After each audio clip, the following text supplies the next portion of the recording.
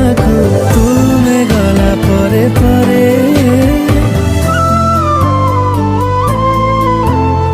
ତୁମ ଆଖି ମୋରି ଦେହରେ ଭରି ଦେଇଯାଏ ଶ୍ରାବଣ ବର୍ଷାରେ।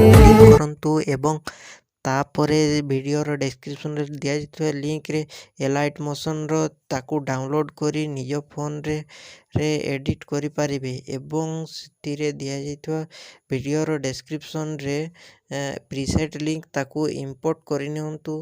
ତାପରେ ସେଥିରେ ଆପଣ ଯାହା କିଛି ଚେଞ୍ଜ କରିବାକୁ ଚାହୁଁଛନ୍ତି ତାହା ଚେଞ୍ଜ କରିପାରିବେ ଏବଂ ନ ଚେଞ୍ଜ କରି ମଧ୍ୟ ଆପଣ ତାକୁ ସିଧା ଡାଉନଲୋଡ଼୍ କରିପାରିବେ। ଯଦି ଭିଡ଼ିଓଟି ଭଲ ଲାଗିଥାଏ ଚ୍ୟାନେଲଟିକୁ ସବସ୍କ୍ରାଇବ୍ ଏଣ୍ଡ ଭିଡ଼ିଓଟିକୁ ଲାଇକ୍ କରିନିଅନ୍ତୁ।